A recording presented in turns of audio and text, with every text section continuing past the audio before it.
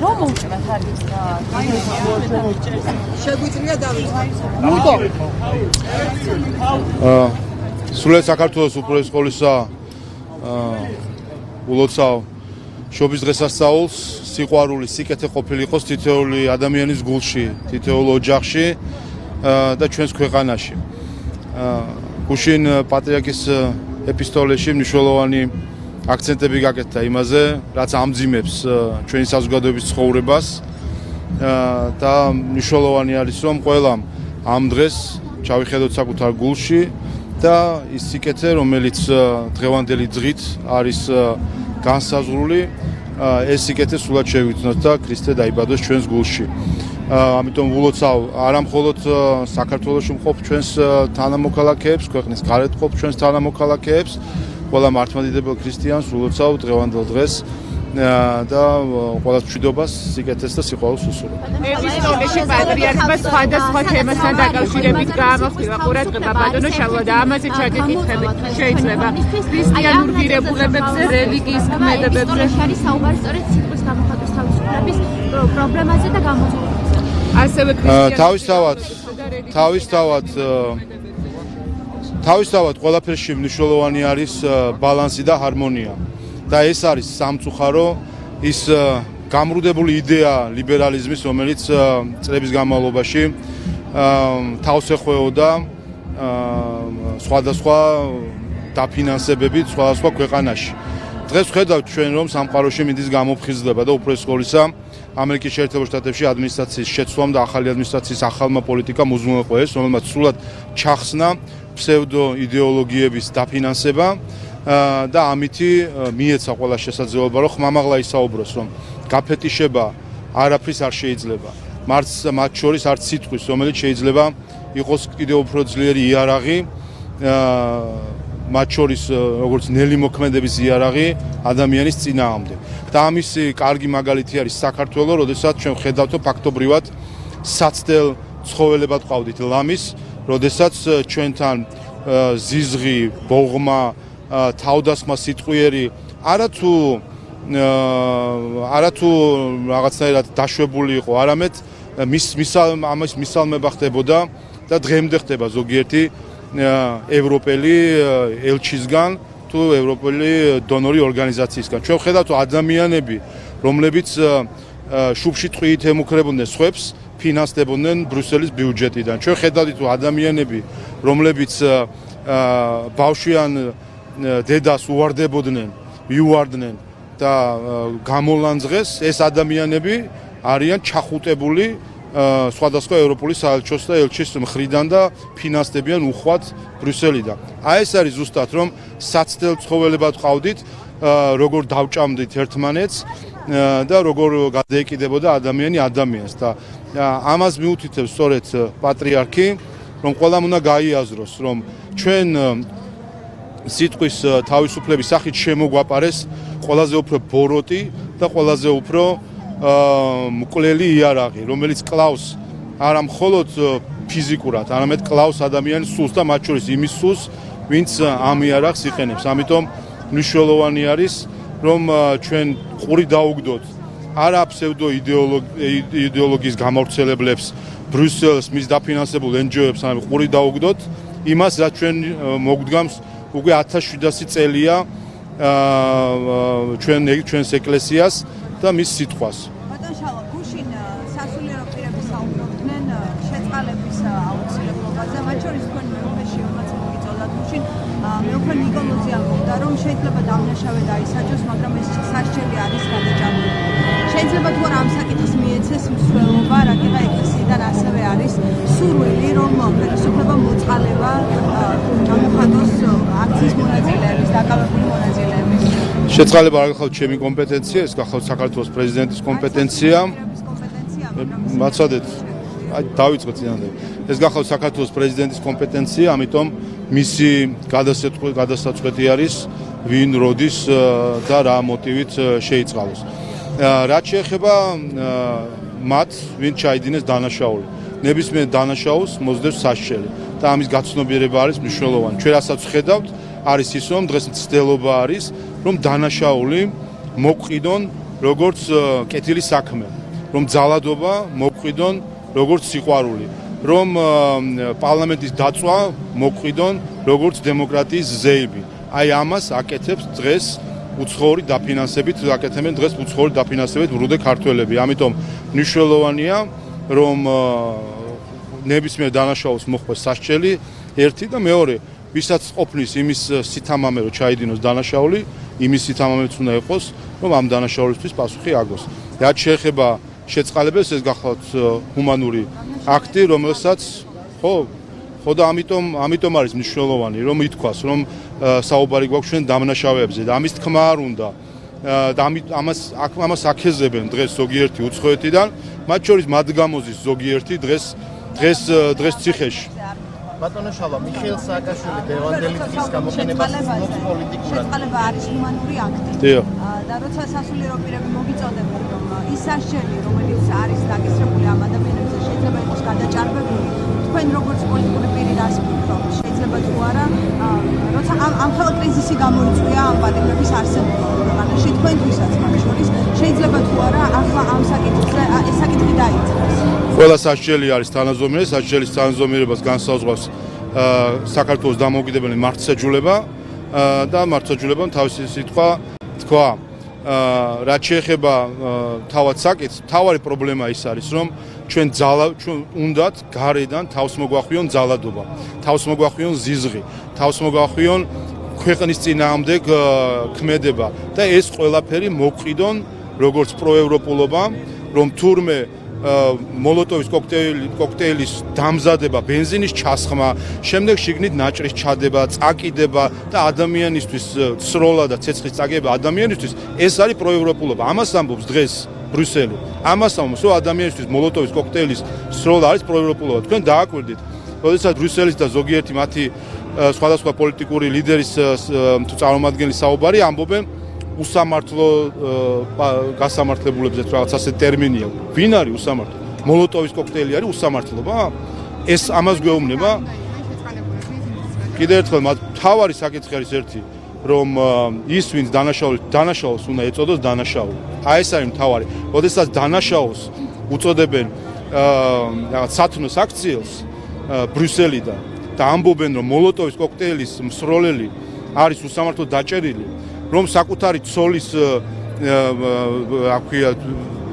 პირადი ცოლის გამოყენებით პირადი ცხოვრების ჩამწერი ადამიანი უსამართლოდ დაკავებული, რომ თაღლითი არის უსამართლოდ დაკავებული, ამას რომ ამბობს ბრიუსელი, უპირეს ყოვლისა უთით თქვენ აიღეთ სია არა ბოდიში არა როგორ გეკადრება თქვენ პლაკატებს ხო ხედავთ ხოლმე სახელს და გვარებს ხედავთ ზედ რა წერია ამ პლაკატებს ეგრეთ წოდებული უსამართლო პატიმრების თუ რასაც ეძახიან სახელს და გვარებს და სიას ხო ხედავთ ყველა იგულისხმება მათში ადამიანის ცოცხლად დამწველიც იგულისხმება საკუთარი ცოლის ხარჯზე რაღაც პირადული ვიდეოების გადამღები ადამიანის იგულისხმება რომელიც იდეოლოგიური ხელმძღვანელი იყო ერთ-ერთი ამ მოძალადე ჯგუფების თაღლითებიც იგულისხმება და ყველა პოლიციაზე თავდასხმელები პარლამენტის დამწველები და ეს მოგვეყიდება დღეს როგორც ევროპულობა და ეს აჩვენებს ზუსტად ეს არის მტკიცე ზუსტად ეს არის დასტური ევროპის ღირებულებითი დაღმასვლის და იმის რომ ბრიუსელს დღეს ევროკავშირი მიჰყავს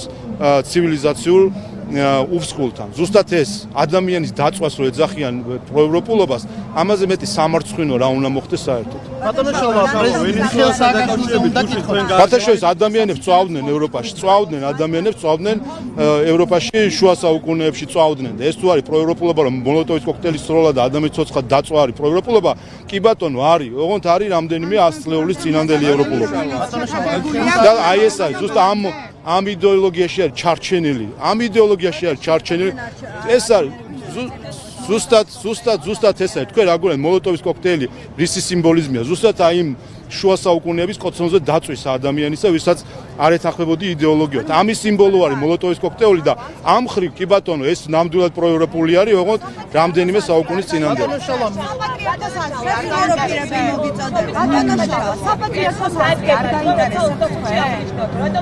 შალვა, სასულიერო პირების აზრის თქვენთვის მნიშვნელობა არის როცა 24 რეგენტებს აღნიშნავთ ჩობასა სააკაშვილის წერს, სადაც ყენებენ ამ ხარის პოლიტიკების. ეს არის ესეც ცდილობა არის რომ საზოგადოებაში შემოიტანო რაც შეიძლება მეტი უთანხმოების საკითხი. ესეც მოდის გარედან, ჩვენ ვნახეთ NGO-ები, რომელიც ზუსტად ამ იდეოლოგიას თესავენ, რომ ნუმეროლოგიით არიან დაკავებული, რომ საზოგადოება ხალხი არ უნდა თანხმდებოდეს 25 დეკემბერი, 7 იანვარი, 8 მაისი თუ 9 მაისი გახსოვთ შარშან ევროკავშირის ელჩებმა, ევროკავშირის ელჩის ხელმძღვანელობით 9 მაისი არც კი მიულოცეს ქართულ ხალხს. ასობით 300,000 ადამიანი დაიღუპა ქართველი იმისთვის რომ ევროპა გაითავისუფლება ფაშიზმისგან და 9 მაისს ჩაატარეს ევროპის დღე, ისე რომ თავის დაფინანსებული ხალხს არავინ არ დაპატიჟეს და არც კი მიულოცეს ქართულ ხალხს და მადლობა არ გადაუხადეს ერთი სიტყვით ევროპელებმა ქართველებს, რომელსაც 300,000 ადამიანი შეწირა ფაშიზმის წინააღმდეგ ბრძოლას. აქაც ამიტომ აკეთებენ, რომ ვერ უნდა შეთანხმდეს ხალხი 8 მაისი, 9 მაისი, 7 აგვისტო, 8 აგვისტო, 25 დეკემბერი, 7 იანვარი. ეს ყველაფერი არის ის მავნე გარე ჩარევა, რომელსაც აქამდე ამერიკის წინა ადმინისტრაცია უდგა თავში, მილიონებს ხარჯავდა ამისთვის. ახალმა ადმინისტრაციამ აბსოლუტურად შეცვალა ეს პოლიტიკა, ამხილა ეს მავნე ჩარევის პრაქტიკა და დღეს ევროკავშირი არის დაკავებული ზუსტად ამ მავნე პრაქტიკით საქართველოში, ხალხის დაპირისპირების, ზიზღის შემოტანის, ძალადობის ყველაფერი დავაკვირდით. სადაც არის ძალადობა, იქ ფრიალებს ევროკავშირის დროშა. სადაც არის ზიზღი, იქ ფრიალებს ევროკავშირის დროშა. სადაც არის ბოღმა, თავდასხმა პიროვნული, იქ ყველგან არის ევროკავშირის დროშა. აი ეს არის სამარცხვინო, რომ თავს აიგივებენ ძალადობასთან, ზიზღთან, მოლოტოვის კოქტეილთან, რომელსაც შეგახსენებთ, რომ აფინანსებდა ევროკავშირი მის პოპულარიზაციას. აი ამას აკეთებენ და სწორედ ამის შეცვლა გვინდა ჩვენ, რომ ბრიუსელმა უნდა შეცვალოს პოლიტიკა, უნდა შეიცვალოს, თორემ სხვა შემთხვევაში თვითონ გადაიჩეხებიან, მაგრამ ჩვენ არ გვინდა რომ ჩვენ ჩაგვიყოლიონ იმ ცივილიზაციურ ურსკულში, სადაც მიაქანებს ბრიუსელი დღეს ევროკავშირი. ინფლაციის მაჩვენებელი არის შემცირებული. ამაზე შეიძლება რომ გითხოთ ბატონო შალვა ინფლაციის მაჩვენებელთან დაკავშირებით.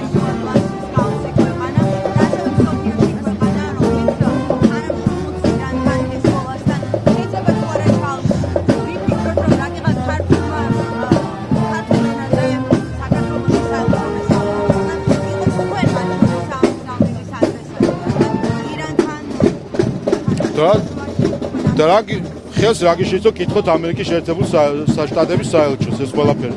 თქვენ რატო არ იკითხებთ? რატომ არ იკითხებთ? რა თქმა უნდა ესეც სამარცხვინოა რომ მათ შორის სხვა ჭtildeოვანად ევროპიდან დაფინანსებული მედიები დღეს ცილს წამებენ ამერიკის შეერთებული შტატების საელჩოს და ასეთ ინსინუაციებს იგონებენ რომ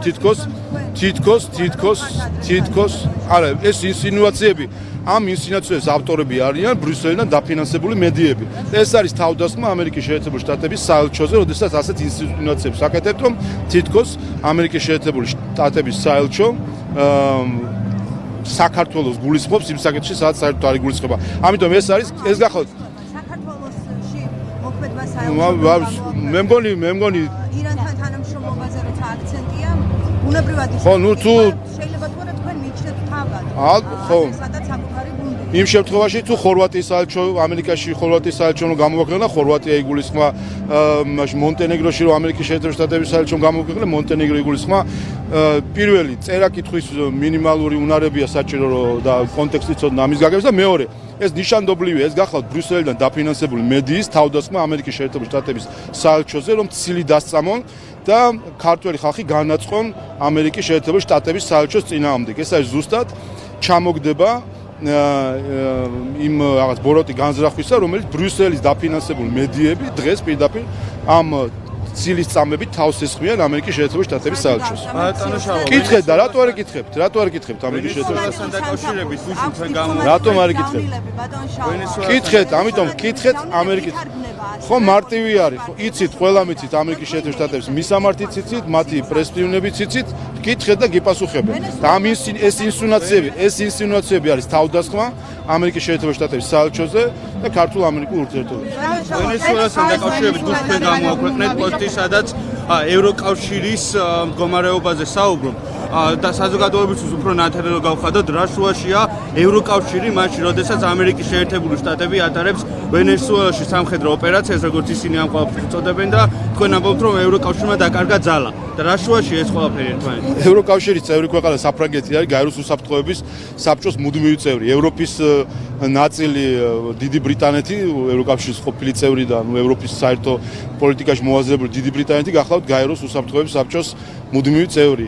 ორი ევროპული ქვეყანა გახლავთ 5 წევრიდან 2 არის ევროპული ქვეყანა. და რას ქვია რა შუაში? აბა მაშინ ევროკავშირის მალიში რა უნდა და ცენტრალურ აფრიკის რესპუბლიკაში რა უნდა და სადაც ხო ჩვენც ვიყავით ევროკავშირის მისიებში. ევროკავშირი თუ კი აცხადებს პრეტენზიას და რამდენიმე წლის წინ ევროკავშირი იყო მეორე ეკონომიკა მსოფლიოში და პირველიც კი მე მგონი.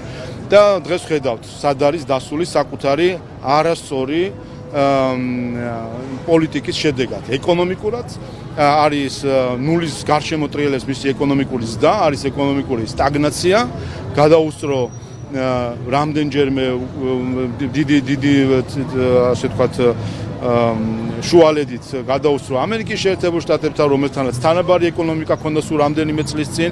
ეს არის მათი გაუაზრებელი თავქარიანი პოლიტიკის შედეგად და აქ არიან ის ეკონომიკურად და სადაც არიან პოლიტიკურად, ამასაც ხედავთ.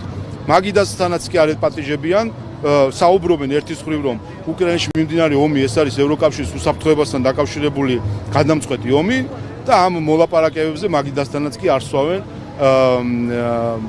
მოლაპარაკების მაგიდასთან, ასე რომ ეს შესაბამისად ამიტომ ევროკავშირი ბრიუსელმა ეს პირველად ბრიუსელის თავქარიანმა პოლიტიკა მისი არარჩეული ბიუროკრატების გაუაზრებელმა ანტიევროპულმა პოლიტიკა მიიყვანა აქამდე დღეს რომ სახვეწრაც აქვს საქმე რომ იქნებ რაღაცაში ჩართონ, იქნებ სადმე მოლაპარაკებაში იყო. გახსოვთ ამ რამდენიმე დღის წინ მაკრონმა განაცხადა რომ ერთი წამით გეტყვით ამ მაკრონმა განაცხადა რომ ის მზად არის რუსეთთან პუტინთან შეხვედრაზე და რა ხდება რა ვიცი რატო ვერ ხვდებიან აქამდე. ამიტომ რა თქმა უნდა ევროკავშირი მოიაზრება ქვეყანა რომელიც მოსახლეობაც ორგანიზაცია რომელიც საერთო მოსახლეობაც 500 მილიონზე მეტი არის და რომლის ეკონომიკაც დღემდე მნიშვნელოვანი რჩება და არის ცივილიზაციური ცენტრი, როცა ვსაუბრობთ დასავლეთის ცივილიზაციას ვის გულისხმობთ ევროპას, ხომ? და ევროპას არაფერი სიტყვა რომ არ ერთხმის გლობალურ პროცესებში, ესაა ზუსტად იმის ბრალი, როგორ თავქარიანი პოლიტიკაც აქვს დღეს ბრიუსელის არარჩეულ ბიუროკრატიას. ბატონო შავა, ამ შეერთებულმა შტატებმა ჩაატარა სპეცოპერაცია და კონგრესმენებმა და სენატორებმაც კი არ იცოდნენ ამ თემასთან დაკავშირებით არაფერი. და ბრიუსელი რა შუაში ამ შემთხვევაში, როდესაც ამერიკელმა კონგრესმენებმა და სენატორებმაც კი არ იცოდნენ არაფერი და იცოდნენ მხოლოდ უმაღლესმა პირებმა ამერიკის შეერთებული შტატების. ხო და როგორც კონგრესს არ კითხა არაფერი ტრამპმა და თქვა, ხო მიზეზი რატომაც არ კითხა, რომ მე თქვაო გაჟონავდა ეს ინფორმაცია, ისე არ ეკითხება არაფერი ევროკავშირს. ასევე არ ეკითხებიან გლობალური ძლიერი ძალები, არაფერს ეკითხებიან ბრიუსელს. აი ეს დაიმართა ბრიუსელმა თავის თავს და რა თქმა უნდა ევროკავშირი მაშინ თქვა რომ ეს არის ეკონომიკური კავშირი და მორჩა.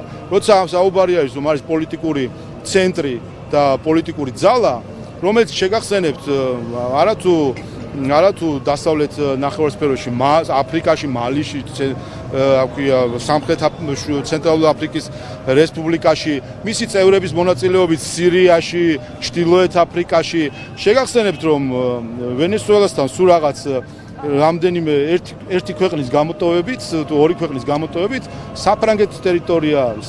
ფრანგული გვენ ფიქრობთ რომ ევროკავშირი უნდა შეეთანხმებინა ამერიკის შეერთებულ შტატებს ეს ოპერაცია ან უნდა ქონოდა კონსულტაციები ამ თემაზე? შეც საერთოდ ეს ამას შეც არაფერი მნიშვნელობა საქმე ის არის რომ გამოდიან ევროკავშირის და ევროპელი ლიდერები ბრიტანეთის, საფრანგეთის, სხვების ამბობენ დაბნეულები საუბრობენ არაფერი არ იციან, უნდა გავეკვეთ ფაქტებში, ეკითხებიან შეფასებას, ხმას ვერ იღებენ როგორ შეაფასონ ის არ იციან, იმიტომ რომ ევროკავშირი როგორც გლობალური ძალა აღარ არსებობს. დაასრულა არარჩეულმა ბიუროკრატიამ ევროკავშირი როგორც გლობალური ძალა.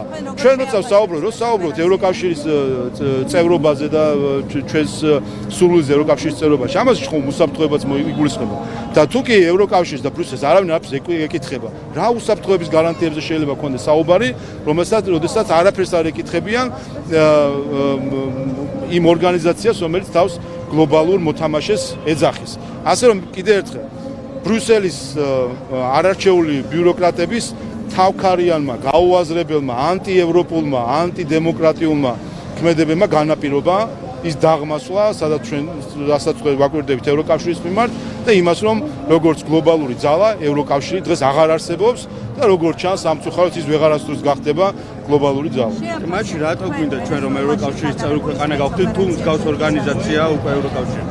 ანუ თქვენ ამბობთ რომ ევროკავშირს არ გააჩნია არავითარი ძალა, არავითარი ბერკეტი დღეს და მაშინ რატო გვინდა საქართველოს რომ გავხდეთ ევროკავშირის წევრები? ასეთი ევროკავშირის წევრობა არ გვინდა ჩვენ რასაც უყურებთ ბრიუსელს. ჩვენ გვინდა რომ შეიცვალოს ბრიუსელი, იყოს დემოკრატიული, იყოს სუვერენიტეტის პატივისმცემელი, იყოს ევროპული ღირებულებების პატივისმცემი, აი იმ ევროპული ღირებულებების რასაც დღეს აღნიშნავ.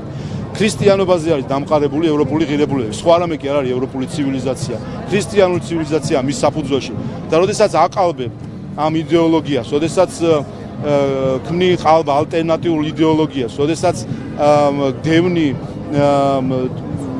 ნამდვილ ცივილიზაციურ იდეებს, რა თქმა უნდა, ის ევროკავშირი უკვე ევროპა აღარ არის. სამწუხაროდ, ევროპული კავშირი დღეს მხოლოდ სახელით არის ევროპული და სულ უფრო ნაკლებად და ნაკლებად რჩება მასში ევროპული ცივილიზაციის მომენტები ბრიუსელის არარჩეული ბიუროკრატების წყალობით. შეაფასეთ, მე მაინტერესებს თქვენი აზრი ვენესუელაში რაც მოხდა, ეს რას ნიშნავს თქვენი აზრით, ჩვენთვის რას ნიშნავს და როგორ აფასებთ რას?